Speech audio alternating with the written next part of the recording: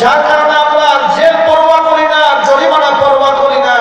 নবীর বিরুদ্ধে যেখানে কটূক্তি হয়, হামলা মামলাকে আমরা ভয় করি না। আমরা স্লোগান দিয়া ওই সমস্ত নাস্তিক মুরতাদদের বিরুদ্ধে ফাঁসির আন্দোলন করার জন্য ময়দানে ঝাঁপাইয়া পড়ি। এজন্য কেউ ইসলাম সম্পর্কে মূর্খ থাকার কোনো সুযোগ নাই। অনেক লোক নিজেকে খুব চালাক মনে করে, সায়েন্স দোকানে বসে বলে যে আমরা মূর্খ সূর্খ মানুষ, আমাদের ব্যবস্থা একটা হবে কি? আমার সব যত কঠিন বিচার হুজুরদের হবে। এটা পাগলামি নয়।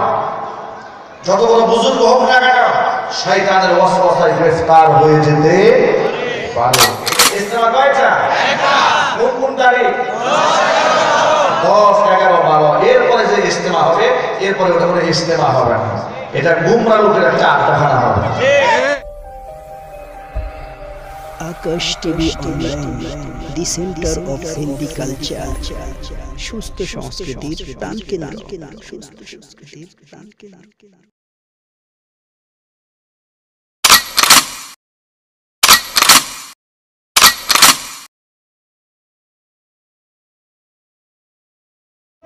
বাতিলের আতঙ্ক সারা দেশে কোরআন এবং সুন্নাতকে জীবন্ত করার জন্য যার জীবনকে উৎসর্গ করে দিয়েছেন আমাদের সেই কাঙ্ক্ষিত বক্তা বিশিষ্ট আলেম দ্বীন হযরতুল আল্লাহ হযরত মাওলানা আব্দুর রহিম আল মাদানী, হযরত মাওলানা আব্দুর রহিম আল মাদানী হযরতকে তার মূল্যবান আলোচনা পেশ করার জন্য শরীরবদ্ধ অনুরোধ করছি।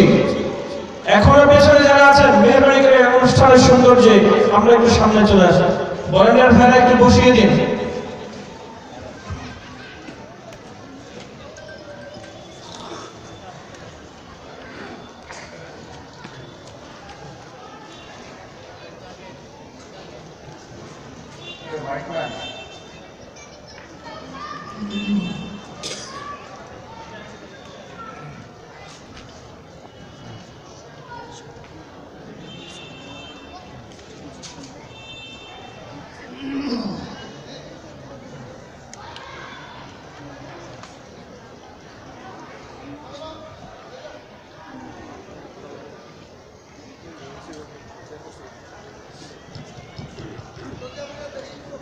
আসসালামু আলাইকুম ওয়া রাহমাতুল্লাহি ওয়া বারাকাতুহু।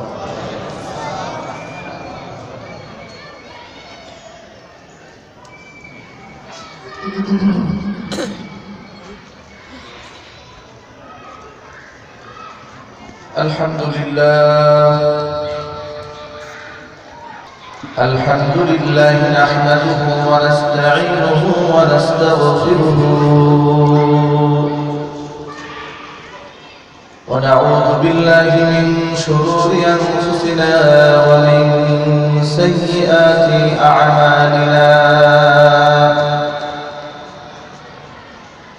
من يهده الله فلا مضل له ومن يضلله فلا هادي له ونشهد أن لا إله إلا الله وحده لا شريك له ونشهد أن سيدنا ونبينا وحبيبنا وشفيعنا ومولانا محمدا عبده ورسوله الذي أرسله بالحق بشيرا ونذيرا وداعيا إلى الله بإذنه وسراجا منيرا فقد قال الله تعالى في كلامه المجيد وفي فرقانه الحميد محمد وعلى آل محمد كما صليت على إبراهيم وعلى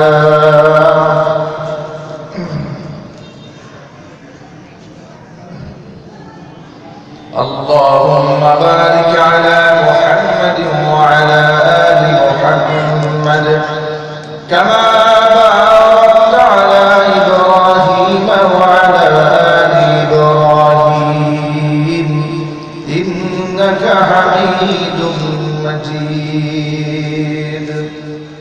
শরীফটি মুখস্থ আছে কার কার? মাশাআল্লাহ, আমরা সকলে আছে। মুহাম্মাদের সাথে সকলে দুরূদ শরীফ পড়ুন। আল্লাহুম্মা সাল্লি আলা মুহাম্মাদ ওয়া আলা আলি মুহাম্মাদ কামা সাল্লাইতা আলা ইব্রাহিম ওয়া আলা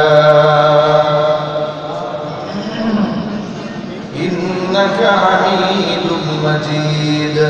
আল্লাহুম্মা বারিক আলা মুহাম্মাদিন ওয়া আলা আলি মুহাম্মাদ كما باركت على إبراهيم وعلى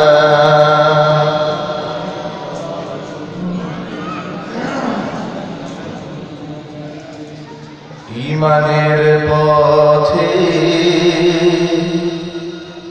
অবিচল থেকে আমার মরণ যেন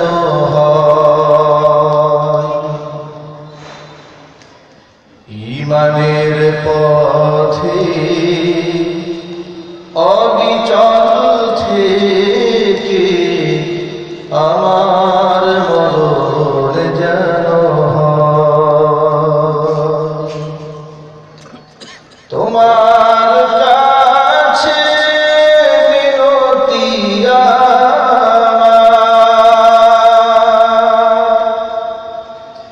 তোমার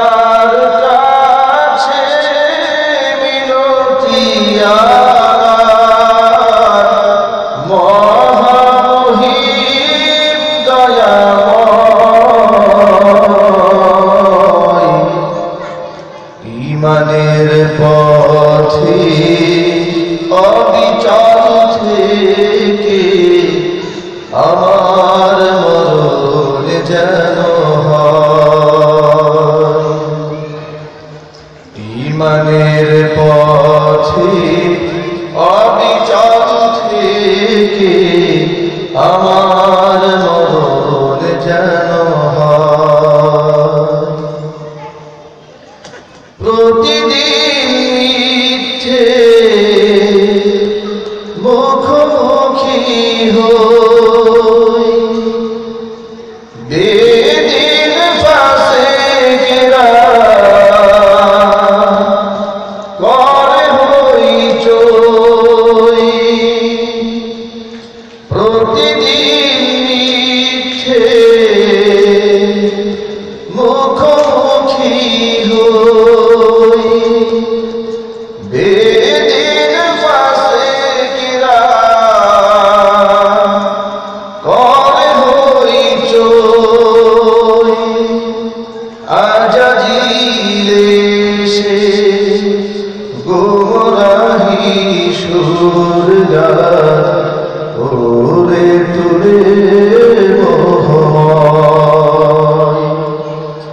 আজাজিলে সে গোমরাহি সুর গায়, ওরে তুলে মোহময়। ঈমানের পথে অবিচল থেকে আমার মরণ যেন হয়। তোমার কাছে মিনতি আমার, তোমার কাছে মিনতি আমার, মহামহিম দয়াময়। ঈমানের পথে অবিচল থেকে আমার মরণ যেন হয়। ঈমানের পথে অবিচল থেকে আমার মরণ যেন হয়।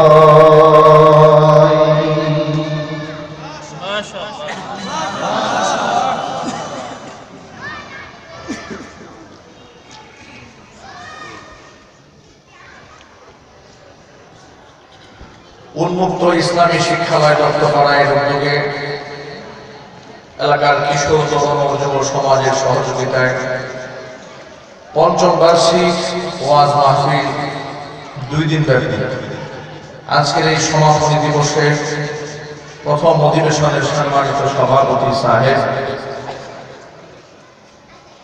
অত্র এলাকার বরেণ্য আলিম উস্তাদুল আসাতিজা, খ্যাতনামা মুফতি শেখুল হাদিস আল্লামা মাসউদুল করিম দামান বরকাতুহু মুদ্দাজিল্লুল আলিয়া বারাকাল্লাহু ফি হায়াতিহি, মুহতামিম চঙ্গী দারুল মাদ্রাসা খতিব চেরাগাড়ি মার্কেট জামে মসজিদ, আমন্ত্রিত বিশেষ অতিথিবৃন্দ, হযরত উলামায়ে কেরাম, মুরব্বিয়ান ইজম, অত্র এলাকা এবং পার্শ্ববর্তী এলাকার বিভিন্ন মসজিদ থেকে আগত মুহতারাম আইমাই মাসাজিদ ও খুতবাই মাসাজিদ মুকাররম উলামা। আওয়াজটা একটু চিকন করে বেশি মোটা আর ইকোটা একটু কমায় না। বিভিন্ন মসজিদ মাদ্রাসা থেকে আগত সম্মানিত খতিব সাহেব, ইমাম সাহেব, আমার সামনে অভিষ্ট আমার অতি কাছের অতি নিকটের অতি মহব্বতের দিনদার ইমানদার যুবক ভাইরা, শ্রদ্ধা ভাজন মুরব্বী বাবারা, পর্দার অন্তরে আমাদের সকলের শ্রদ্ধা ভাজন পর্দা নিশেন মা এবং বোনেরা, আল্লাহ রাব্বুল আলামিনের আলিশান দরবারে লাখ কোটি শুকরিয়া আদায় করছি যে মহান আল্লাহ রাব্বুল আলামিন এই কনকনে শীতের রাতে আমাদেরকে যথাসময়ে কোরআনের মাহফিলে সুন্দর পরিবেশে বসার তৌফিক দান করেছেন। আমরা শুকরিয়া আদায় করে বলছি আলহামদুলিল্লাহ। রব্বানা লাকাল হামদ হামদান কাসীরা তাইয়িবান মুবারাকান ফীহি, রব্বানা লাকাল হামদু কামা ইয়ানবাগী লিজালালি ওয়াজহিকা ওয়া আযীমি সুলতানিকা। আল্লাহ রাব্বুল আলামিন এই মাহফিলকে কবুল করুন। উন্মুক্ত ইসলামী শিক্ষালয় এই ফাউন্ডেশনকে আল্লাহ রাব্বুল আলামিন কিয়ামত পর্যন্ত কবুল করে নিন এবং এই ফাউন্ডেশনকে আল্লাহ পাক গোটা বিশ্বময় কবুল করে নিন। আমি আজকে এখানে আসার পরেই এটা কিছুটা তারিফ শুনতে পেলাম, এর আগে আমি কখনো শুনিনি। শোনা মাত্র কয়েক শব্দে আমি এই প্রতিষ্ঠানের এই ফাউন্ডেশনের ভক্ত হয়েছে। সবচেয়ে বেশি ভক্ত হলাম একটা বাক্যে, যে বাক্যটা সেখানে লেখা আছে, সন্তান আপনার, সময়ও আপনার, আমরা আপনার সন্তানদেরকে শিক্ষা দিতে প্রস্তুত এনি টাইম। 24 ঘন্টার মধ্যে যখন সময় পাবে তখনই তাদেরকে কোরআন শেখানো হবে, দ্বীন শেখানো হবে, আদব শেখানো হবে, আকীদা শেখানো হবে। সুবহানাল্লাহ। এমন কথা আমি আমার হায়াতে জিন্দেগির কোনদিন শুনেছি, এই প্রথম শুনলাম এত চমৎকার একটা কথা। এর মাধ্যমে যেন আল্লাহ রাব্বুল আলামিন স্কুল, কলেজ, বিশ্ববিদ্যালয়ের এবং সাধারণ সমাজ, মানব সমাজ, সর্বশ্রেণীর মানুষ যেন এখান থেকে দ্বীন শিখতে পারে। আল্লাহ পাক এই জন্য প্রতিষ্ঠানটাকে কবুল করে নেন। সকলে জোরে আল্লাহু আমিন। ভাই আমার, আমরা পৃথিবীতে এমন একটা ধর্মের অনুসারী, আমরা মুসলমানেরা, যে ধর্মের মধ্যে অন্ধত্ব বলতে কোনো শব্দ নেই, যে ধর্মের মধ্যে কোনো গোঁড়ামি নেই, যে ধর্মের মধ্যে কোনো অন্ধত্ব নেই, যে ধর্মের মধ্যে কোনো অমানবিকতা নেই, যে ধর্মের মধ্যে কোনো গুজামিল নেই, সেই ধর্মের নাম হচ্ছে ইসলাম। চিল্লাকর সুবহানাল্লাহ। আমরা আমাদের কুরআন শরীফ বিশ্ববাসীর সামনে এভাবে তুলে, যেভাবে তরজমা, তাফসীর, ব্যাখ্যা, বিশ্লেষণ করে বিশ্ব মানবতার জন্য বলতে পারবো, পৃথিবীর অন্য ধর্মের যে কোনো ধর্মগুলো তাদের ধর্মীয় গ্রন্থ এভাবে গোটা জাতির সামনে খুলে বিশ্ব মানবতার কল্যাণে বলতে সাহস পাওয়া যায়। সুবহানাল্লাহ। পৃথিবীর কোনো ধর্ম সাহস পাওয়া যায়, একমাত্র মুসলমানরা এটা সাহস পাবে। বলতে গেলে হয়তো বিজ্ঞান কারো ভুল ধরে ফেলবে, না হয় কারো ধর্মের বিরুদ্ধে যাবে, না হয় সেটা মানবিকতার বিরুদ্ধে যাবে, না হয় সামাজিকতার বিরুদ্ধে যাবে, না হয় মানুষের ফিরকাত, আচার আচরণ তবিয়ত সৃষ্টিগতভাবে মানুষের বিরুদ্ধে চলে যাবে। একমাত্র মহাগ্রন্থ আল কোরআন দুনিয়ার মধ্যে এমন একটা কিতাবের নাম যে কিতাবটা এভাবে ওপেন খুলে বিশ্ব মানবতার সামনে পেশ করা যায়, ওপেন ভাবে তিলাওয়াত করা যায়, তরজমা করা যায়, তাফসীর করা যায়। আর এটা এর সান্নিধ্যে যে আসবে এখান থেকে মধু আহরণ করার জন্য, যে আসবে এখান থেকে শিক্ষা গ্রহণ করার জন্য, সে যদি এটাকে বিশ্বাস নাও করে, তাহলে আকীদা বিশ্বাসের প্রতি নাও থাকে, শুধুমাত্র সিলেবাসটা এখান থেকে গ্রহণ করে, তাহলে সে পৃথিবীর শ্রেষ্ঠ সভ্য শিক্ষিত জাতিতে পরিণত হবে। এই নিয়ামতের উপর আমাদেরকে দান করেছে আল্লাহ রাব্বুল আলামিন।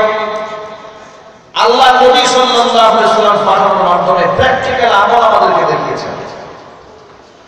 আজকালকে অনেক লোকদেরকে এমন কথা বলতে শোনা যায়, মুফতি সাহেব, আলেম সাহেব, তাদের কাছে যাওয়ার কোনো প্রয়োজন নেই, এখন তো সব ইউটিউবে পাওয়া যাচ্ছে।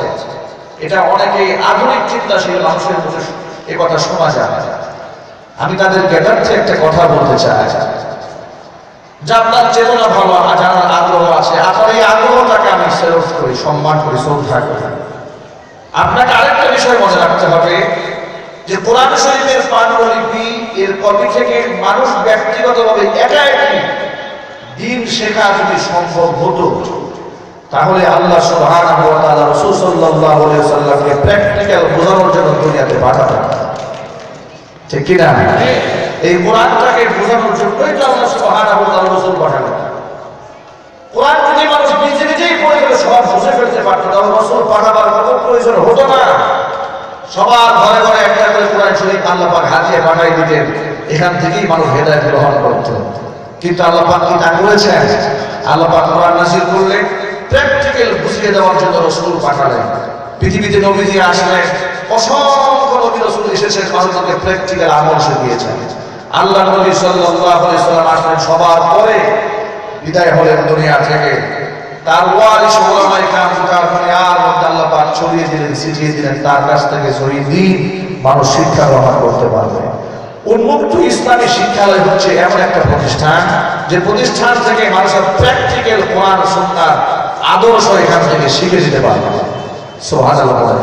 তারা এখান থেকে শুধুমাত্র শব্দ শিখবে না, এখান থেকে শব্দ শিখবে, বাক্য শিখবে, তর্জমা শিখবে, প্র্যাকটিক্যাল আমল শিখবে, এবং সবচেয়ে বড় বিষয়টা হচ্ছে তারা এখান থেকে আকীদা শিখছে।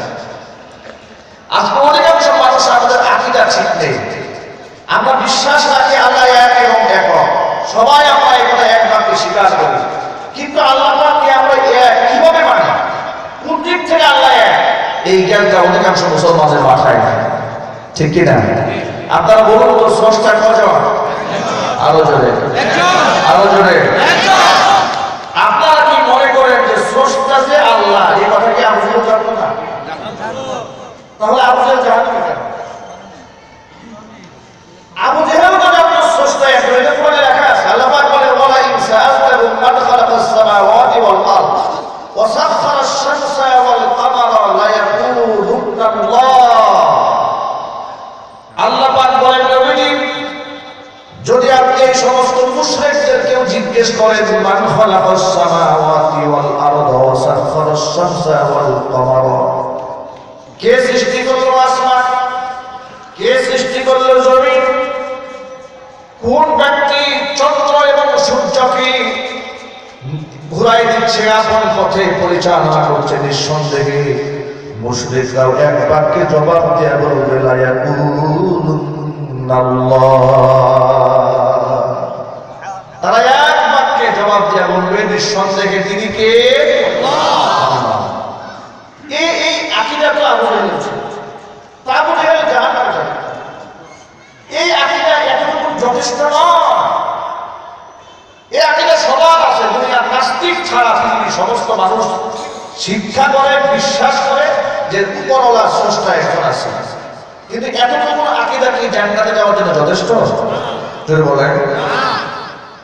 আল্লাহ রাব্বুল আলামিনকে বিশ্বাস করতে হবে এক এবং একক, স্রষ্টা হিসেবে তিনি যেমন এক এবং একক, মাবুদ হিসেবেও তিনি এক এবং একক, ক্ষমতার দিক থেকেও তিনি এক এবং একক, গুণাগুণের দিক থেকেও তিনি এক এবং একক। সকল কিছু স্রষ্টা আল্লাহ, সকল কিছুর দাতা আল্লাহ, সকল কিছুর হিসাব গ্রহণ করেন আল্লাহ, সব কিছুই দেখতে পান আল্লাহ। সবাই আমরা বিশ্বাস করে নিয়েছি লা ইলাহা ইল্লাল্লাহু মুহাম্মাদুর রাসূলুল্লাহ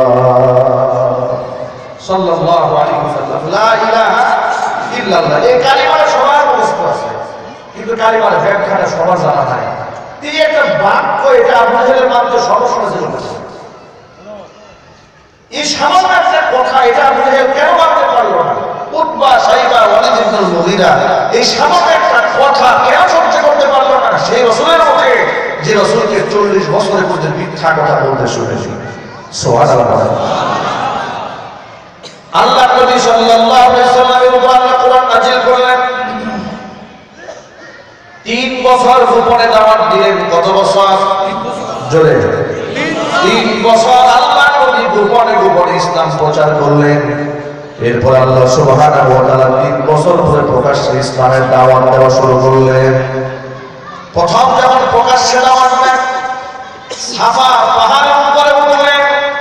মক্কার লোকদেরকে সাফা পাহাড়ের পাদদেশে ডাক দিয়ে যাওয়া করলেন। এরপর আল্লাহ নবী বললেন, ও মক্কার লোকেরা, আমি পাহাড়ের উপর দাঁড়িয়ে আছি, পাহাড়ের এপারও দেখতে পাই, ওপারও দেখতে পাই। আমি যদি এখন তোমাদেরকে বলি পাহাড় অপর প্রান্ত থেকে একদম শত্রু বাহিনী অশ্ব আরোহীরা তোমাদেরকে হামলা করার জন্য আসতেছে, তোমরা কি আমার কথা বিশ্বাস করবে না? মক্কার লোকেরা একবার কে বলো, অবশ্যই বিশ্বাস করবো মুহাম্মদ। তোমার কথা কেন বিশ্বাস করবো না? তুমি তো কখনো মিথ্যা কথা বলো না, কোনদিন তোমাকে মিথ্যা বলতে শুনিনি। অবশ্যই আমার বিশ্বাস করো। তুমি যদি বলো যে শত্রু আসতেছে, আমরা যেহেতু দেখতে পাচ্ছি না, তুমি দেখতে পাচ্ছ, তোমার কথা আমরা বিশ্বাস করবো, আমরা মেনে নেব ওপার থেকে শত্রু আসতেছে। বিশ্বনবী সাল্লাল্লাহু আলাইহি ওয়াসাল্লাম এবার বলেন, আমি পাহাড়ের উপরে দাঁড়িয়ে থাকার কারণে বড় বড় করে দেখতে পাই। আল্লাহ রাব্বুল আলামিন আমাকে নবী বানিয়েছেন, নবুয়ত দিয়ে আল্লাহ পাক আমাকে পাঠিয়ে দিয়েছেন। নবী হওয়ার কারণে আমি দুনিয়ার এপার ওপার দেখতে পাচ্ছি। আমি দেখতে পাচ্ছি নবী হওয়ার কারণে তোমরা যদি লাত, উজ্জা, হবল, মানাত এই সমস্ত দেব-দেবীর পূজা বন্ধ করে এক আল্লাহর প্রতি ঈমান না আনো, তোমাদেরকে জাহান্নামের ফেরেশতারা পাকড়াও করে তোমাদেরকে জাহান্নামে যাবে। আমি মুসিবত দেখতে পাচ্ছি। তোমরা ঈমান আনো, তোমরা পড়ে দাও লা ইলাহা ইল্লাল্লাহ তুফলিহুন, তোমরা সফল হবে, দুনিয়াতে সফল হবে, আখিরাতে। এই কথাটা শোনা মাত্র রাসূলের চাচা আবু লাহাব বলল, তাব্বান লাকা ইয়া মুহাম্মদ লিহাযা জামাতানা, হে মুহাম্মদ ধ্বংস হও তুমি। এই ফালতু করে বলার জন্য 700 টা আমাদেরকে জমা করছে এখানে, এই বাজে কথা বলার জন্য। আল্লাহ নবীকে বদদুয়া দিয়ে দিল আবু লাহাব। ভাই আমার, আপনারা আমার প্রশ্নের জবাব দিয়ে বলেন, দোয়া কিংবা বদদুয়া কবুল করার মালিক কে? আল্লাহ। আরো জোরে আল্লাহ। এখন নবীর বিরুদ্ধে বদদুয়া হয়ে গেছে, আপনারা বলেন কবুল হবে? কবুল হবে, কবুল হবে, কিন্তু কবুল হবে কোন জায়গায় কবুল হবে? কারণ মানুষ যখন লানত করে, এই লানত আকাশে ভাসমান থাকে, ঝুলায় থাকে। লানত আল্লাহর কাছে আবদার করে, রব্বুল আলামিন আমি কার উপর নিপতিত হব? যার উপর লানত করা হয়েছে সে লানত পাওয়ার উপযুক্ত নয়। আল্লাহ পাক বলেন, যে লানত করেছে তার উপর গিয়া পতিত হয়ে যায়। আল্লাহ নবীর সাথে যে সমস্ত সাথীরা ছিলেন, বদদুয়া শোনার পর তারা ক্ষিপ্ত হলেন, রাগান্বিত হলেন। বিশ্বনবী সাল্লাল্লাহু আলাইহি ওয়াসাল্লাম তাদেরকে সান্ত্বনা দিলেন, সবর করালেন, ধৈর্য ধারণ করতে বললেন। কারণ দুনিয়ার মধ্যে ধৈর্যের প্রতীক হচ্ছে বিশ্বনবী মুহাম্মদুর রাসূলুল্লাহ সাল্লাল্লাহু আলাইহি ওয়াসাল্লাম। ব্যক্তিগত কাজে, ব্যক্তিগত স্বার্থে জীবনে কাউকে বদদুয়া করেননি, জীবনে কাউকে আঘাত করেননি, জীবনে কাউকে গালমন্দ করেননি। ব্যক্তিগত স্বার্থে জীবনে কোনদিন কারোর বিরুদ্ধে অস্ত্র ধারণ করেননি। তিনি আমাদের নবী, সুবহানাল্লাহ বলেন। কোনদিন তিনি বদদুয়া করেননি, জেনে জেনে এই লোকটা আমার শত্রু, এরপর বদদুয়া করেন। আপনারা জানেন আব্দুল্লাহ ইবনে উবাই ইবনে সালুল মুনাফিকদের সর্দার, কতটা ক্ষতি করেছে ইসলামে। উহুদ প্রান্তরে সাহাবায়ে 70 জন সাহাবী শহীদ হয়ে গিয়েছিলেন, রাসূলের জান্নাত শহীদ হয়েছিলেন। রাসূল জানতেন যে লোকটা ক্ষতি করেছে, 300 মুসলিম সেনাবাহিনীদেরকে পিছন দিকে ভয় দেখিয়ে ভাগাই দিয়েছিল। রাসূল জেনেছিলেন। তারপরে এই লোকটা মারা যাওয়ার পরে রাসূল জানাজার নামাজ পড়তে দাঁড়িয়েছে। সুবহানাল্লাহ। এরকম একটা লোক আমি যদি জানতাম যে লোকটা আমাকে ক্ষতি করেছে, জানাজার মতো দূরের কথা বলতাম শয়তান বসছে। ঠিক কিনা বলেন? কথা বল ঠিক কিনা? কেউ যদি জানে যে এই লোকটা আমার প্রকাশ্য দুশ্মনী করেছে, সেই লোকটা যদি মরে তাহলে আনন্দের কোনো সীমা থাকবে না। অথচ এই আব্দুল্লাহ ইবনে উবাই ইবনে সালুল মুনাফিকের সর্দার রাসূল জানতেন। এরপর রাসূলের জামাটা খুলে দিয়েছেন, জুব্বাটা খুলে দিয়েছেন তার কাফন করার জন্য। রাসূলের ফুটুটার মুখের মধ্যে লালাটা দিয়ে দিয়েছেন যাতে তার হিসাবটা সহজ হয়ে যায়। আল্লাহর হাবিব নিজে জানাজার নামাজের ইমামতি করতে দাঁড়িয়েছেন। ওমর রাদিয়াল্লাহু তাআলা আনহু পিছন দিকে ডাকলেন, হে রাসূল, আপনি এই লোকের জানাজা পড়াবেন? এ তো সেই লোক সারাটা জিন্দগি ভর কষ্ট দিয়েছে। আল্লাহ নবী জানালেন, হুজুর বলেন আল্লাহ পাক আমাকে বলেছে ইস্তাগফির লাহুম আও লা তাস্তাগফির লাহুম ইন তাস্তাগফির লাহুম 70 মাররাতান ফালা ইয়াগফিরুল্লাহু লাহুম। আল্লাহ পাক বলেছেন ক্ষমা চাও আর না চাও, মুনাফিকদের জন্য ক্ষমা চাইলেও লাভ হবে না, আমি পশ্চিমকালেও ক্ষমা করব না, 70 বার ক্ষমা চাইলেও মাফ করব না। এটা আল্লাহ বলেছেন। কিন্তু আল্লাহ এমন কথা বলেন না যে দোয়া করা যাবে না। সুবহানাল্লাহ। রাসূল বলেন আল্লাহ তো 70 বারের কথা বলেছেন, আমি যদি জানতে পারি 71 বার ক্ষমা চাইলে আল্লাহ তাকে ক্ষমা করবে, আমি 71 বার আমার উম্মতের জন্য মাফ চাইব। এই হচ্ছে রহমতের নবী। চিল্লান আল্লাহু আকবার। জীবনে কাউকে বদদোয়া করেন, রিঅ্যাকশন দেখেন।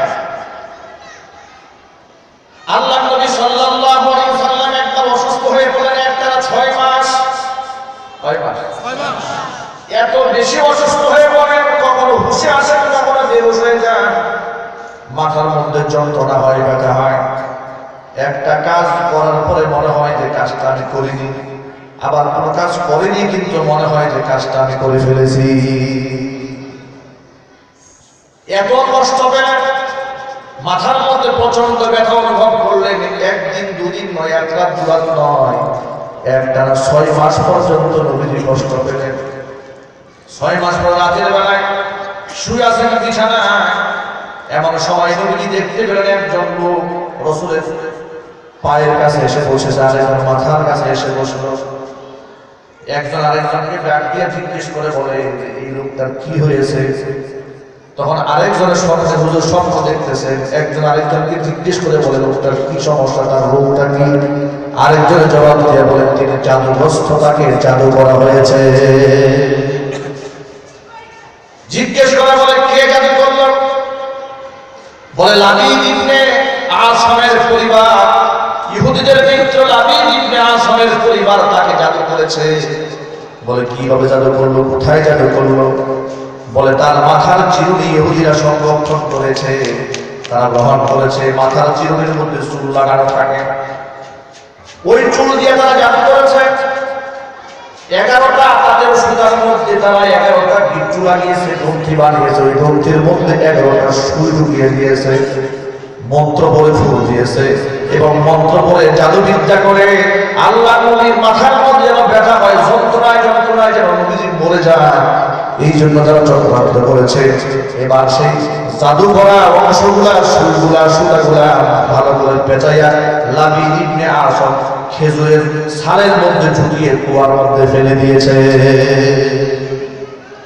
জিজ্ঞেস করলো, সেই কুয়াটা কোথায়? বলে অমুক জায়গায় কুয়াটা আছে। শব্দের মধ্যে আল্লাহ নবী সাল্লাল্লাহু আলাইহি ওয়াসাল্লামকে সব জানিয়ে দিলেন। আপনারা বলেন, নবীজির স্বপ্ন কি শয়তানে দেখায়? আরো জোরে কে দেখায়? আল্লাহ নবী সাল্লাল্লাহু আলাইহি ওয়াসাল্লামের স্বপ্নটা ছিল ওহী। নবীজির ঘুম ভাঙলো, আল্লাহ নবী একজন লোক মারফত সে কুয়া থেকে সে জাদু করার মন্ত্র পড়া সেটা উঠে আনলো। গ্রন্থিগুলা খুলে ফেলা হলো, একটা একটা সুই বের করা হলো। জিবরাইল আলাইহিস সালাম আল্লাহর পক্ষ থেকে 2টা সূরা নিয়ে আল্লাহর রাসূলের কাছে হাজির হয়ে গেলেন 6 মাস পরে।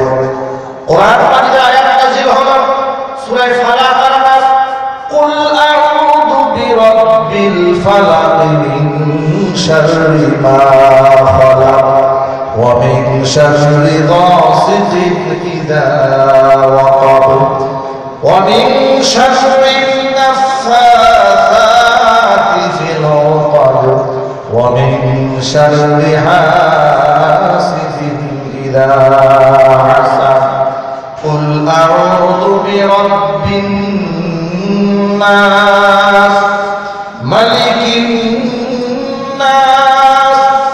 ইলাহিন নাস মিন শাররিল ওয়াসওয়াসিল খান্নাস আল্লাযী ইউওয়াসওয়িসু ফি সুদুরিন নাস মিনাল জিন্নাতি ওয়ান নাস।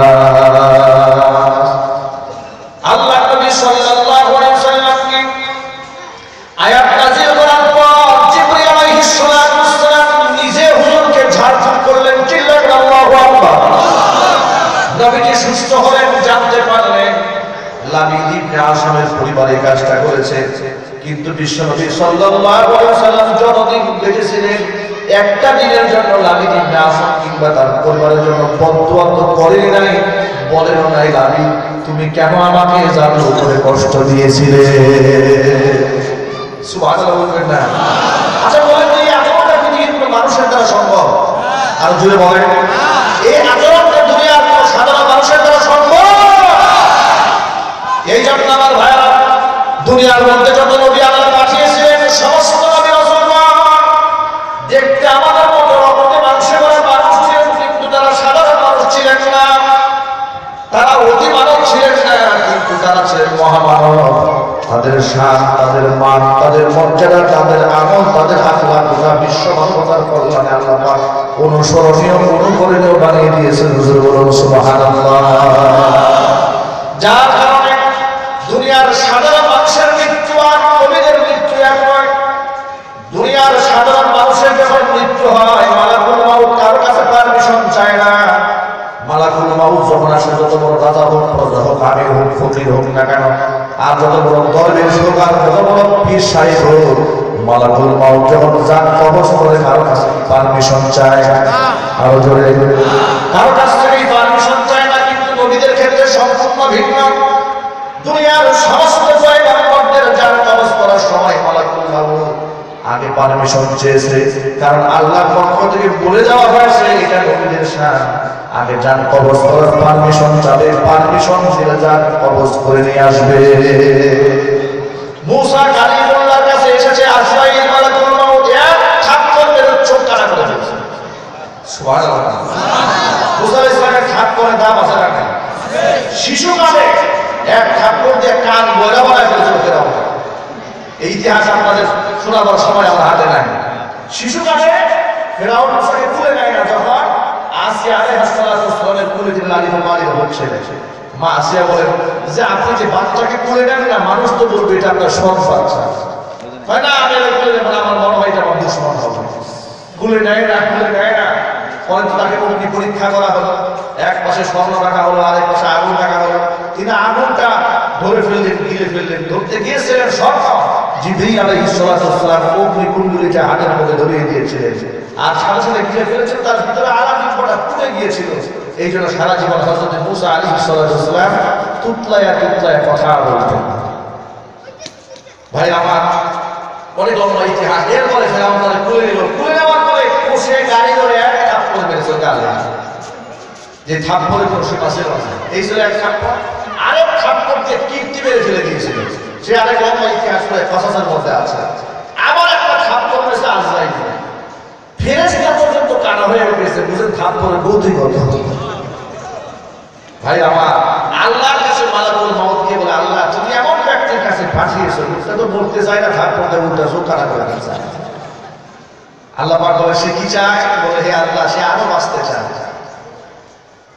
আল্লাহ রাব্বুল আলামিন বলেন চলে যাও তার কাছে গিয়ে বলো যে বাহনের পৃষ্ঠে সে সওয়ার হয়ে চলে, সে যেন ওই জানোয়ার সেই বাহনের পিঠের উপর হাত রাখে। তাকে বলবা তার হাতের নিচে যতগুলা পশম পড়বে ততগুলা বছর নতুন করে আল্লাহ তোমার হায়াত বাড়িয়ে দেবে। মালাকুল মাউত এই মেসেজটা নিয়ে আবার আসলেন, এসে বলে ও আল্লাহর নবী মুসা, আল্লাহ আমাকে পাঠিয়ে দিয়েছেন নতুন একটা মেসেজ দিয়ে। কই কি মেসেজ? কই মেসেজটা হলো আপনি জানোয়ারের পিঠে হাত রাখবেন, তারপরে কই আপনার হাতের পিঠে যতগুলা বছর পড়বে আল্লাহ পাক এতগুলা বছর হায়াত আপনারে বাড়িয়ে দেবে। মুসা কালিমুল্লাহ জিজ্ঞেস করলেন তারপরে কি হবে? তারপর জান কবজ হবে, তো এবারে মরতে হবে, এটা তো ঠিক। বলে হ্যাঁ মরতে হবে, তাহলে এত বছর বেঁচে আপনি জান কবজ করে নিয়ে যাওয়া। চিল্লাবেন আল্লাহু আকবার। এভাবে দুনিয়ার সমস্ত পয়গম্বরদের কাছে মালাকুল মাউত জান কবজ করার সময় পারমিশন চেয়েছে। এই ছিল নবীদের একটা সম্মান। পৃথিবীর কাউকে আল্লাহ পাক চিরঞ্জীব বানাননি, সকলকেই জমিন থেকে পড়তে হবে, এই কথা ঠিক। এই জন্য নবীগণ দুনিয়া থেকে চলে গেছেন। যদি দুনিয়াতে কোনো মানুষকে আল্লাহ পাক চিরঞ্জীব করে বাঁচিয়ে রাখতেন, তিনি হচ্ছেন বিশ্বনবী মুহাম্মদুর রাসূলুল্লাহ। ঠিক কি না? যদি কোনো মানুষকে আল্লাহ চিরঞ্জীব করে পৃথিবীতে বাঁচিয়ে রাখতেন, তিনি হতেন মুহাম্মদ রাসূলুল্লাহ সাল্লাল্লাহু আলাইহি ওয়াসাল্লাম। তিনি কোরআন শরীফে আল্লাহ পাক বলেন, ওয়া মা জাআলনা লিবাশারিন মিন ক্বাবলিকাল খুলদা। সূরা আল-আনবিয়ার 16 নম্বর পারার হিফজ কোরআন পারিদের 3 নম্বর পৃষ্ঠায় আল্লাহ পাক বলেন, নবীজি আপনার পূর্বে এই দুনিয়াতে কোনো ব্যক্তিকে আমি চিরঞ্জীব বানাই নাই, আপনাকে আমি চিরঞ্জীব বানাবো না। ইন্নাকা মাইয়িতুন ওয়া ইন্নাহুম মাইয়িতুন। আপনি মরণশীল, আপনি মরে যাবেন, তারাও মরে যাবে। দুনিয়ার মধ্যে কেউ বাঁচবে না। কুল্লু মান আলাইহা ফান ওয়া ইয়াবকা ওয়াজহু রাব্বিকা যুল জালালি ওয়াল ইকরাম। কেউ বাঁচবে না, ফেরেশতারাও বাঁচবে না, তারাও মরে যাবে। একমাত্র বেঁচে থাকবেন, একমাত্র থাকবেন কে? একমাত্র থাকবেন কে? আল্লাহ রাব্বুল আলামিন ওয়াসীম। তার কোনো সীমা নাই, তার কোনো শেষ নাই। হুয়াল আউয়াল ওয়াল আখির ওয়াল যাহির ওয়াল বাতিন ওয়া হুয়া আলা কুল্লি শাইইন কাদির। আল্লাহু আকবার। জোরে বলুন ভাইরা, তামাম দুনিয়ার সমস্ত মানুষ মারা যাবে। আল্লাহর নবী জমিন থেকে বিদায় হয়েছেন, তবে বিদায় হওয়ার পরে সাধারণ মানুষের সাথে আচরণ আর নবীদের সাথে আচরণ কি এক? জোরে না। বিশ্বনবী সাল্লাল্লাহু আলাইহি ওয়াসাল্লাম একটা সাহাবীদেরকে বললেন, সাহাবীরা মিন আফদালি আইয়ামিকুম ইয়াউমুল জুমআহ ফাআকতিরু আলাইয়া সালাত। তোমাদের যত দিন আল্লাহ পাক দিবেন, তোমরা প্রত্যেক শুক্রবার হচ্ছে সবচেয়ে দামি দিন, ওই দামি দিনে বেশি বেশি আমার উপর দরুদ শরীফ পড়বে। ফা ইন্না সালাতুকুম সালাতাকুম তুরাদু আলাইয়া, কারণ তোমাদের দরুদগুলো আমি নবীর কাছে পৌঁছানো হয়। এটা পৌঁছানো হবে, এমনকি আমার ইন্তেকালের পরেও পৌঁছানো হবে। সুবহানাল্লাহ। সাহাবী জিজ্ঞেস করলেন, কাইফা তুরাদু সালাতুনা আলাইকা ইয়া রাসূলুল্লাহ। হে আল্লাহর রাসূল, আমাদের দরুদ আপনার কাছে কিভাবে পৌঁছানো হবে? ওয়াকাদ আওয়াইতা আই কদ বালাইতা। আপনি তো মাটির সাথে মিশে যাবে, হাড় সার হয়ে যাবে, হাতগুলো খুঁজে পাওয়া যাবে না। বিশ্বনবী সাল্লাল্লাহু আলাইহি ওয়াসাল্লাম তখন জবাব দেওয়ার শোনো, ইন্নাল্লাহা হাররামা আলাল আরদি আন তাআকুলা আজসাদাল আনবিয়া। দুনিয়ার সমস্ত মাটির জন্য পৃথিবীর সমস্ত নবীদের দেহকে খাওয়া আল্লাহ পাক হারাম করে দিয়েছেন। সুবহানাল্লাহ। নবীদের দেহ মাটিতে খাবে না। নবীরা সশরীরে কবর মধ্যে তারা জিন্দা। আল আনবিয়া ওয়া আহইয়াউ ফি কুবুরিহিম ইউসাল্লুন। বিশ্বনবী সাল্লাল্লাহু আলাইহি ওয়াসাল্লাম বলেন, দুনিয়ার কোন নবী মরে যাওয়ার পরে, দুনিয়া ত্যাগের পরে তারা কবরের মধ্যে মুর্দার হয়ে থাকে না। তাদের লাশ মাটিতে খায় না, তাদের লাশ পোকামাকড়ে খায় না, বরং তারা সশরীরে কবরের মধ্যে জিন্দা থেকে আল্লাহ পাকের নামাজ আদায় করছে। হুজুর বলেন, যেই রাতে আমাকে মেরাজ করানো হয়েছে, আমাকে মসজিদুল হারাম থেকে আকসায় সফর করানো হলো, আমি ওই রাতে সফরকারী অবস্থায় আমার ভাই মুসাকে তার কবরের মধ্যে নামাজ আদায় করতে আমি নিজের চোখে দেখেছি। আল্লাহু আকবার। আমি আমার স্বচক্ষে আমি আমার ভাই মুসাকে নামাজ আদায় করতে দেখেছি। আমি হযরত ইব্রাহিম আলাইহিস সালাতু ওয়াস সালামকে দেখেছি। আমি হযরত ঈসা রূহুল্লাহকে দেখেছি। আমি তাদেরকে নামাজরত অবস্থায় দেখলাম।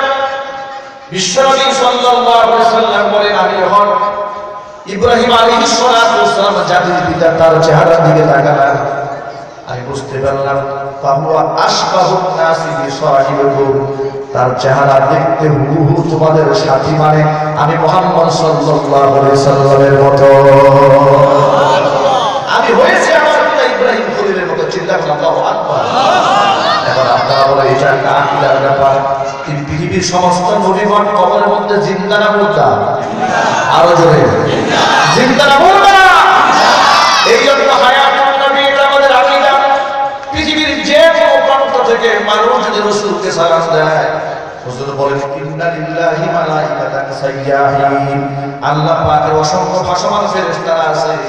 এই ফেরেশতাগুলোর দায়িত্ব হচ্ছে দুনিয়ার কোনো প্রান্তে কোনো ব্যক্তি যদি আমার উপর সালাম দেয়, দুরূদ শরীফ পাঠ করে, সেটা সসম্মানে আমার কাছে এসে পৌঁছায়া যায়। এরপরে আমি তার সালামের জবাব দেই। আমাদের সমাজের কিছু মানুষের আকীদা হচ্ছে আমি যখন মিলাদ শরীফ করি তখন রাসূল আমার মিলাদে হাজির হয়ে যায়। এই আকীদা কিছু গুমরা মানুষের আছে না? আরো জোরে বলেন আছে। তারা বিভিন্ন মিলাদ শরীফের অনুষ্ঠানে এরকম একটা চেয়ার বসে রাখে, সেই চেয়ারে কেউ বসে না। পীর সাহেবের চেয়ার আলাদা আর আলাদা একটা চেয়ার রাখে, বলে এই চেয়ারে নবী হাজির হয়ে এখানে বসবে। আচ্ছা, এক সেকেন্ডের জন্য যদি যুক্তি দিয়ে মেনে নেওয়া হয় যে হ্যাঁ রাসূল আসে, তাহলে রাসূলের পাশে চেয়ার দিয়ে বসবে এমন সাহস কি যদি আর কারো আছে? নিঃসন্দেহে কেউ যদি বসে সে হবে জাতীয় বিয়াদব। কথা বলে ঠিক কিনা? হাজির নাজির বিশ্বাস করে তারা আকীদাকে ধ্বংস করে দিচ্ছে, কুফরি করছে। যেই সিফাতগুলো আল্লাহ পাকে, সে আল্লাহর সিফাতের সাথে অতি মহব্বত করতে করতে নবীকে জড়িয়ে ফেলছে। বলে রাসূল গায়েব জানে, গায়েবের মালিক কে আপনারা বলেন তো? আল্লাহ বলুন। নবী কি গায়েব জানতেন? না জানতেন। ওরা যুক্তি দিয়া বলবে, তর্ক দিয়া বলবে যে আল্লাহ নবী কবরের পার দিয়ে হেঁটে যাচ্ছে। হুজুর বললেন ইন্নাহুমা লা ইউআযাবানি ফিল কবর, কবরের মধ্যে এদেরকে আযাব দেওয়া হচ্ছে। তখন এই হাদিস দিয়ে দলিল দিয়ে বলবে নবীজি যদি গায়েব না জানেন কেমনে বলতেন কবরে আযাব হয়? এটা একটা শিশুর প্রশ্ন, বাচ্চাদের প্রশ্ন ছাড়া কিছুই না। ঠিক কিনা? ঠিক কিনা? আচ্ছা, জান্নাত জাহান্নাম আমরা দেখেছি, আর আসতে বলে জান্নাত আমরা দেখেছি, জাহান্নাম আমরা দেখেছি, ফেরেশতা দেখেছি, জিন্দেগি দেখেছি, এগুলো আছে না? আছে। বিশ্বাস করি কিনা? করি। এগুলো আমরা জানি কিনা? জানি। তাহলে আমরা গায়েব জানি। এই যদি হয় আমার অজানা বিষয় ছাড়া যদি গায়েব হয়, তাহলে ওই গায়েবটা আমিও জানি। জান্নাত আছে, জাহান্নাম আছে, মিজান আছে, ফুলসিরাত আছে, হাসার আছে, সব তো আছে, সব গায়েব। এগুলো কি? এই জানার নাম কি আলিমুল গায়েব? না, বরং আলিমুল গায়ব ওয়াস শাহাদাতি হুয়ার রহমানুর রহিম। একমাত্র গায়েবের ইলম কার কাছে আছে? আল্লাহ পাকের কাছে আছে। আমরা জানলাম কিভাবে?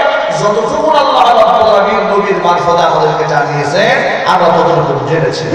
গায়েবের যতটুকু ইলম আল্লাহ সুবহানাহু ওয়া তাআলা জিবরীল মারফত রাসূলকে জানিয়েছেন, আল্লাহ রাসূল ততটুকু জেনেছেন, তার থেকে অতিরিক্ত জানেন না। সুবহানাল্লাহ বলেন। গায়েবের ইলম যদি জানতেন এই ৬টা মাস রাসূল জাদুগ্রস্ত হয়ে কষ্ট পেলেন, ওই রাসূল তো জানলেন না। রাসূল তো জানলেন না কেন কষ্ট পাচ্ছেন। ফেরেশতার মাধ্যমে যখন জানিয়ে দেওয়া হলো যে আপনাকে জাদু করা হয়েছে, তখন রাসূল জানতে পেরেছেন। কথা বলুন ঠিক কিনা? আমার প্রিয় ভাইরা, দুনিয়ার সমস্ত নবীরা মাসুম দেব না, তাদের কোনো গুনাহ ছিল না। তাদেরকে আল্লাহ পাক সম্মানিত করেছেন, দুনিয়াতে সম্মানিত করেছেন কবরে। তারা সম্মানিত হবেন কাল হাসরের ময়দানে। আমরা সেই সম্মানিত ব্যক্তিদের সাথে আমরা হাসর চাই। আমাদের মিজান, আমাদের ফুলসিরাত, আমাদের জান্নাত নবীদের সাথে হোক, এটা আমরা কারা কারা চাই। আল্লাহ যেন কবুল করে। জোরে আল্লাহুম্মা আমিন। বন্ধুগণ আমার, নবীজির সাথে যদি আমরা হাসর চাই, রাসূলের সাথে যদি আমরা জান্নাতে যেতে চাই, আল্লাহ নবী বলেন আল মারউ মা মান আহাব্বা ওয়া আনতা মা'আল্লাযী আহবাবতা। আনাস রাদিয়াল্লাহু তাআলা আনহু হাদিসের রাবী তিনি বলেন খারাজনা মা'আন নবী সাল্লাল্লাহু আলাইহি ওয়াসাল্লাম মিনাল মাসজিদিন নাববী ফাজাআ রাজুলুন ওয়া সাআলা মাতা তাকুমুস সাআ ইয়া রাসূলুল্লাহ। আনাস বলেন নবীজির সাথে একসাথে মসজিদে নববী থেকে নামাজ পড়ে বের হলাম। এমন সময় একজন ব্যক্তি এসে হুজুরকে প্রশ্ন করে বলছেন, নবীজি মাতা তাকুমুস সাআ, কিয়ামত কবে কায়েম হবে? ফাসাকাতা, নবী কোনো জবাব দিলেন না, চুপ থাকলেন। আবার জিজ্ঞেস করলেন, নবীজি বললেন না কিয়ামত কায়েম হবে, রাসূল চুপ থাকলেন। আবার জিজ্ঞেস করলেন, নবীজি বললেন না কিয়ামত কবে কায়েম হবে। এবার হুজুর সাল্লাল্লাহু আলাইহি ওয়াসাল্লাম বলেন ফামা আ'তালাহা। বারবার কিয়ামতের কথা জানতে চাও, কিয়ামতের বর্তমান ভয়াবহ, সেই কিয়ামতের জন্য তোমার প্রস্তুতি কি, প্রিপারেশন কি? সাহাবী জবাব করে বলে ইয়া রাসূলুল্লাহ, কিয়ামতের জন্য অনেক নামাজ, অনেক অনেক তাহাজ্জুদ অনেক রোজা করতে পারি নাই, তবে আমি আল্লাহ এবং তার রাসূলকে ভালোবাসি। হুজুর বলেন আল মারউ মা মান আহাব্বা, মানুষ দুনিয়াতে যে যাকে ভালোবাসবে কিয়ামত তার সাথে তার কায়েম হয়ে যাবে। হযরত আনাস বলেন আমি আমার নবীর সাহাবীদেরকে জীবনে কোনোদিন এত খুশি হতে দেখিনি। এই হাদিসটা বলার পরে সাহাবীদেরকে যত আনন্দিত হতে দেখেছি, কারণ নবীজির প্রত্যেকটা সাহাবী তার নিজের জীবনের চাইতে বিশ্ব নবীকে বেশি ভালোবেসেছিলেন। আমরা আমাদের নবীকে আমাদের জীবনের চাইতে ভালোবাসি, ঠিক কিনা? যদি বলো ঠিক কিনা? যার কারণে আমরা জেল পরোয়া করি না, জরিমানা পরোয়া করি না, নবীর বিরুদ্ধে যেখানে কটূক্তি হয় হামলা মামলাকে আমরা ভয় করি না। আমরা স্লোগান দিয়া ওই সমস্ত নাস্তিক মুক্তারদের বিরুদ্ধে ফাঁসির আন্দোলন করার জন্য ময়দানে ঝাঁপাইয়া পড়ি। যুবক ভাইরা আমার, রাসূলকে মহব্বত করতে হবে, এটা শুধুমাত্র মুখের দাবিতে করলে কাজ হবে না, আমল দিয়ে প্রমাণ দিতে হবে। আমল দিয়ে প্রমাণ দেওয়ার দরকার আছে না? আরো যদি বলে নবীর আদর্শের নমুনা যদি দেহের মধ্যে আনতে হয়, সর্বপ্রথম যে আদর্শটা আমার দেহের মধ্যে সেট করতে হবে, আমাকে 5 ওয়াক্ত নামাজি হয়ে যেতে হবে, ঠিক কিনা? আমি যদি নামাজটা না পড়ি তাহলে আমি এই ওয়াজ নসিহত এই তাসবিহ তাহলিল এই দান এই করার কোনো মূল্য থাকবে না, কিন্তু সব শেষ হয়ে যাবে, সব ধ্বংস হবে। নবী করিম সাল্লাল্লাহু আলাইহি ওয়াসাল্লাম বলেন লা দীনা লিমান লা সালাতা লাহু, যার নামাজ নাই তার কোনো ধর্মই নাই। যার নামাজ নাই তার ধর্ম নাই, তার কিসের মাহফিল, কিসের দান, কিসের হজ, কিসের যাকাত, কিসের সদকা, কিসের ওয়াজ মাহফিল, কিসের বক্তব্য, কোনো কিছুই কাজে আসবে না যদি আমার মধ্যে দ্বীন না থাকে। যার নামাজ নাই তার মধ্যে দ্বীন নাই। রাসূল বলেন ভাই আমার এই জন্য নামাজ পড়ার দরকার আছে না? আছে। কয় ওয়াক্ত? 5 ওয়াক্ত। না প্রত্যেক শুক্রবার? 5 ওয়াক্ত। বছরে একবার 5 ওয়াক্ত নামাজ বা জামাত আদায় করতে হবে। রাজি আছি ইনশাআল্লাহ? ইনশাআল্লাহ। রাজি আছি ইনশাআল্লাহ? আর মাঝে মাঝে তাহাজ্জুদে নামাজ পড়া, বেশি বেশি নফল নামাজ পড়বেন। মাঝে মাঝে আমি কন্টিনিউ বলি না যে প্রতিদিন তাহাজ্জুদ পড়বেন, এটা যদি যত হাজার বড় বলি আপনারা পড়বেন না, জানেন। এই জন্য বলি মাঝে মাঝে তাহাজ্জুদে নামাজ পড়বেন। আর মাঝে মাঝে তাহাজ্জুদ পড়ার পরে একটা নিজাম আছে, ছোট্ট একটা আমল বলে দেই। ওই সিস্টেমে আমল করলে সারা বছর তাহাজ্জুদের সওয়াব পিছনে শুয়ে শুয়ে পাবেন। আমি বলে দেব, এটা মনে রাখবেন। বিশ্বনবী সাল্লাল্লাহু আলাইহি ওয়াসাল্লাম বলেন কোন ব্যক্তি যখন জামাতের সাথে ইশারের নামাজ আদায় করে, ইশারের নামাজটা যদি কোনো ব্যক্তি জামাতের সাথে আদায় করে বিছানায় ঘুমায় আছে, অর্ধ রজনী পর্যন্ত ওই ব্যক্তি নামাজের তাহাজ্জুদে কাটাই দিলে যে সওয়াব হতো আল্লাহ পাক বান্দার আমলনামায় সেই সওয়াব লিখে দেয়। ফজরের নামাজ যদি কেউ জামাতের সাথে আদায় করে, বাকি অর্ধ রজনী নামাজে রুকুতে সিজদাতে কাটাই দিলে যে সওয়াব হতো বান্দার আমলনামার মধ্যে আল্লাহ সেই সওয়াব লিখে দেয়। এটা কি রেজাল্ট দাঁড়ায় গেল? ইশারের নামাজ আর ফজরের নামাজ, এই দুইটা নামাজ জামাতের সাথে আদায় করে সারা বছর যদি আমলটা করতে পারেন, সারা বছরের তাহাজ্জুদ পড়ার সওয়াব আমলনামায় জমা হয়ে যাবে। মিস হবে না এক রাত, প্রতিদিন আপনার তাহাজ্জুদ হচ্ছে। আপনি যদি নাও পড়েন, এই কথার অর্থ এই নয় যে তাহলে এখন থেকে জামাতের নামাজ পড়বো আর তাহাজ্জুদ জীবনও পড়বো। এই কথার অর্থ কি এটা? এই কথার অর্থ কি এটা? না, এই কথার অর্থ হচ্ছে জামাতের নামাজের প্রতি আপনাদের আগ্রহ প্রদান করা। রাসূল পাক সাল্লাল্লাহু আলাইহি ওয়াসাল্লাম এই আগ্রহ আমাদেরকে দিয়েছেন। এটা হচ্ছে আমি যে আল্লাহর নবীর রঙে রঙিন হয়েছি, এটা হচ্ছে তার প্রথম অবকাঠামো, আমাকে নামাজ পড়তে হবে। 2 নম্বর অবকাঠামো হচ্ছে যারা পুরুষ এখানে আছে, আমাদেরকে আল্লাহ পাক দাড়ি দিয়েছেন, এটা আল্লাহ পাকের সৃষ্টি। আচ্ছা, দাড়ি কি আল্লাহর অসুন্দর সৃষ্টি? না। বলেন আপনারা, দাড়ি কি আল্লাহর অসুন্দর সৃষ্টি? দাড়ি আল্লাহ পাকের সুন্দর সৃষ্টি। দাড়ির একটা শান আছে, দাড়ির একটা মান আছে, দাড়ির একটা মর্যাদা আছে। দাড়িওয়ালা কোনো লোক যদি বেনামাজিও হয়, আল্লাহ না করে রাস্তা দিয়ে হেঁটে গেলে বেপরদার মহিলারা মাথার মধ্যে ঘুরতে দেয় বলে হুজুর আসতে সুবহানাল্লাহ বলবেন না? দেখেছেন দাড়ির সম্মান আছে না? আরেকটা কথা বলি, ওয়াজিব আমল হচ্ছে মুখের দাড়ি। আর এই দাড়িটা এমন একটা আমল, অসংখ্য গুনাহ থেকে আপনি এই দাড়ির ওসিলায় মাহফুজ হয়ে যাবেন। রাস্তাঘাটে মানুষ দাঁড়িয়ে পেশাব করে, আপনি আপনার হায়াতে আপনার বুকে হাত দিয়ে বলে জীবনে কোনো নারী এবং যুবকদেরকে রাস্তায় দাঁড়িয়ে পেশাব করতে দেখেছে? বলতে পারবেন? এই সাহস আছে আপনার? না, এই সাহস জীবনে করবে না। তাকে দাঁড়িয়ে এবং কবির আমলের বদৌলতে আল্লাহ পাক তাকে এইগুলা থেকে মাহফুজ করে দিয়েছেন। সুবহানাল্লাহ বলবেন না? এগুলো পেশা আছে, এগুলো করে। এভাবে নিজেকে বদলাতে হবে, নিজেকে চেঞ্জ করতে হবে। আমি যেভাবে চেঞ্জ না করে সারা জীবন ওয়াজ শুনলাম আর বড় বড় ডায়লগ করলাম যে আমি আশিক রাসূল, আমি বিশ্ব আশিক, ছোটখাটো আশিক না। রবিউল আউয়াল আসলে এত বড় কেক কাটে আছে না? আমি দেখি রাস্তাঘাটে পোস্টার বড় বড় সাইনবোর্ড লেখা বিশ্ব আশিক রাসূল। আমি এবছর কুমিল্লা যাওয়ার পরে দেখলাম বড় একটা সাইনবোর্ড চান্দিনাতে, সেখানে লেখা আছে বিশ্ব আশিক রাসূলের মেলা, আবার লেখা আছে বিশ্ব পাগলের মেলা। চিন্তা করলাম বিশ্ব পাগল কিভাবে? ওই এলাকার স্থানীয় একজনকে জিজ্ঞেস করা হচ্ছে, ভাই আমার খুব আগ্রহ এই মেলায় হয় কি? একদিক থেকে লেখা বিশ্ব পাগলের মেলা, আবার লেখা ছোট করে লেখা আছে বিশ্ব পাগলের মেলা, আপনার আশিক রাসূলের মেলা। তখন একজন বললেন যে হুজুর, এই মেলায় যদি প্রধান অতিথি তিনি হেলিকপ্টারে গাঁজার বস্তা নিয়ে আসেন, গাঁজার বস্তা হেলিকপ্টার নিয়ে আসে, এই হচ্ছে বিশ্ব আশিক অবস্থা, এই হচ্ছে পাগলের দশা। আর আমাদের দেশের মানুষের কোরআন সুন্নাহ জ্ঞান না থাকার কারণে ল্যাংটা, পাগল, ছাগল, কালা বাবা, সালা বাবা, কালা বাবা, গোলা বাবা সব ফুলে বাবা বানাই যাচ্ছে, ঠিক কিনা? কারণ কোরআন সুন্নাহ জ্ঞান পাইছে। কোরআন সুন্নাহ জ্ঞান যখন একটা মানুষের থাকে না, তখন শয়তান তার ঈমান ধ্বংস করে তার মাথায় কাঁঠাল ভাঙতে খুব মজা পায়। এজন্য এই যে শিক্ষা, উন্মুক্ত ইসলামী শিক্ষালয়, এটা হচ্ছে সমাজের জন্য একটা রহমত। আপনাকে যারা শয়তান ধোঁকা দিয়ে বোকা বানাতে না পারে, আপনি এখানে এই প্রতিষ্ঠানে সময় দেন।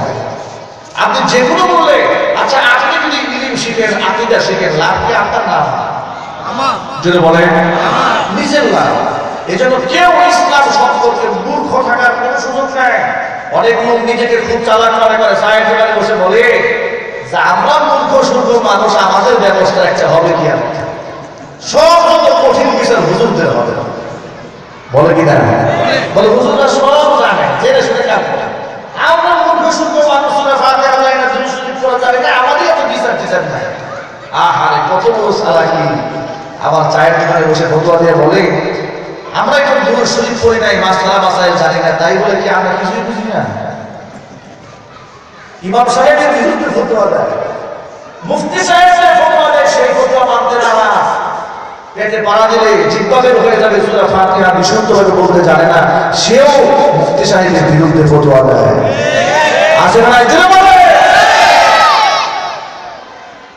একটা কথা মনে রাখেন আপনারা, দুনিয়াতে অন্ধভাবে যাদেরকে বিশ্বাস করা যায়, অন্ধভাবে চোখ বন্ধ করে, তারা হচ্ছে নবী রাসূলগণ।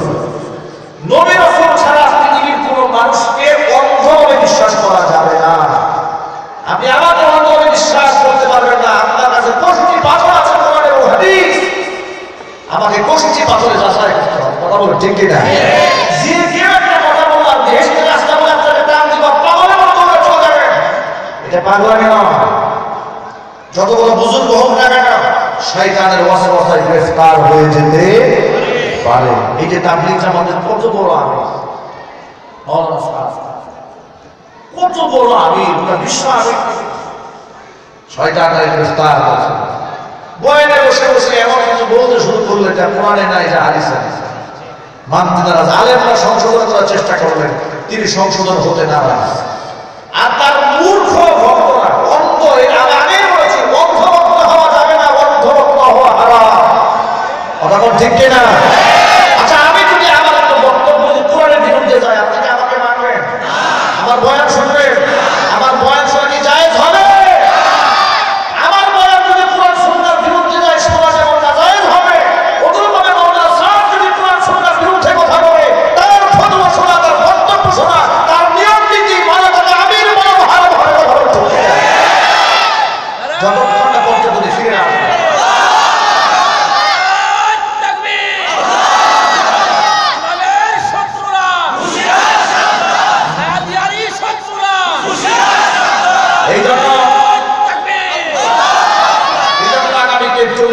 ইজতেমা 10, 11, 12 ইজতেমা একটা।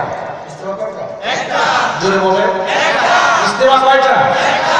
ইজতেমা দুটো না, যারা জানে না তারা মাঝখান থেকে ফিউজ করার চেষ্টা করে, বলে মিলেমিশে কাজ করে। কার সাথে মিলবো, কি মিলবো? আপনি বলবেন যে আল্লাহর হাতে হেদায়েত দেয়, তার সাথে মিলতে যাবো? কথা বলেন না আপনারা? আপনি বলবেন আমার নবী সাল্লাল্লাহু আলাইহি ওয়াসাল্লাম ভুল করেছেন, আমি মানতে যাবো? আপনি বললেন যে মুসা আলাইহিস সালাম ভুল করেছে, আমি মানতে যাবো? হ্যাঁ, আমি মিলবো তখন যখন তিনি প্রকাশ্যে লক্ষ কোটি জনতার সামনে বলবে আমি ভুল করেছিলাম, আমি তওবা করলাম। কথা বলেন ঠিক কিনা? যতক্ষণ পর্যন্ত তওবার সিউরিটি, পিউরিটি, অথেন্টিসিটি, গ্যারান্টি উম্মতের কাছে না আসবে, ততক্ষণ পর্যন্ত ওই গুমরাহ লোকের আনুগত্য করা। এই কথাটা কি মনে থাকবে? এই সহজ বাংলা বুঝতে কি আপনাদের কষ্ট হয়েছে? এই কষ্ট যদি না হয়ে থাকে, ইস্তেমা কয়টা? কোন তারিখ? 10, 11, 12, এরপরে যে ইস্তেমা হবে, এরপরে ওটা করে ইস্তেমা হবে না, এটা গুমরাহ লোকের একটা আড্ডাখানা হবে। কথা বলো ঠিক কিনা? আল্লাহ সুবহানাহু ওয়া তাআলা আমাদেরকে হক বুঝার তৌফিক দান করেন। আমাদের আমলে রাসূলের সুন্নাহ থাকবে, নবীর আদর্শ থাকবে, 5 ওয়াক্ত নামাজ পড়বো, মুখে দাড়ি থাকবে। আজকের পর থেকে দাড়ি থাকবে, কার কার হাত দেখতে চায়? আলহামদুলিল্লাহ, আল্লাহ কবুল করেন। আমরা মা বোনদেরকে পর্দা করে চালাবো ইনশাআল্লাহ। রাসূলের মহব্বতে যদি মরতে পারি, রাসূলের আদর্শ যদি মরতে পারি, নবীর সাথে হাসর হবে ইনশাআল্লাহ। আল্লাহ রাব্বুল আলামিন আমাদের সকলকে কবুল করুন, মঞ্জুর করুন। সকলে জোরে আল্লাহুম্মা আমিন। ওয়া আখিরু দাওয়ানা আলহামদুলিল্লাহি রাব্বিল আলামিন। আসসালামু আলাইকুম ওয়া রাহমাতুল্লাহি ওয়া বারাকাতুহু।